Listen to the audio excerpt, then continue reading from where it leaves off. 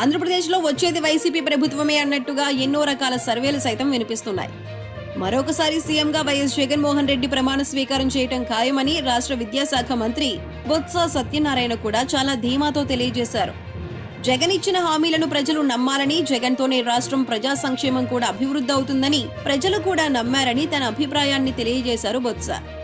ముఖ్యంగా జరిగిన పోలింగ్ లో మహిళా ఓటర్లు చురుకుగా పాల్గొన్నారని అధికారులు తెలియజేశారు.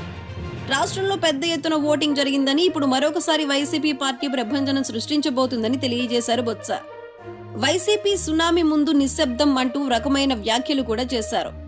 ప్రజలకు టీడీపీ ఇచ్చే హామీలన్నీ, ఎన్నికల్లో గెలవటానికి వారు చేస్తున్న కుట్రలన్నీ ప్రజలు తెలుసుకున్నారని, అలాగే ల్యాండ్ టైటిలింగ్ యాక్ట్ పైన టీడీపీ చాలా దుష్ప్రచారం చేసిందని, అవన్నీ అబద్దాలని రైతులు, ప్రజలు ఎవరూ కూడా నమ్మలేదని వెల్లడించారు. ప్రజలందరూ చిత్తశుద్ధితోనే తమకు మద్దతు పలికారనిపిస్తోందని తెలిపారు. జూన్ 4న ఘన విజయం సాధించి విశాఖలో వైఎస్ జగన్మోహన్ రెడ్డి రెండవసారి ప్రమాణ స్వీకారం చేస్తారని, పండుగ లాంటి వాతావరణంలో అందరూ పాల్గొనడానికి సిద్ధంగా ఉండండి అంటూ తెలియజేశారు. మరొకసారి జగనే సీఎం పీఠం పైన కూర్చోబెట్టడానికి రాష్ట్ర ప్రజలు కూడా ఫిక్స్ అయ్యారని కూడా వెల్లడించారు. వారు కోరుకున్న విధంగా ఫలితాలు వస్తాయనే నమ్మకం తమకు ఉందని కూడా తెలియజేశారు. ప్రస్తుతం బొత్స సత్యనారాయణ చేసినటువంటి ఈ వ్యాఖ్యలు వైరల్ గా మారుతున్నాయి. మరి ఏం జరుగుతుందనే విషయం జూన్ 4వ తేదీ వరకు చూడాలి.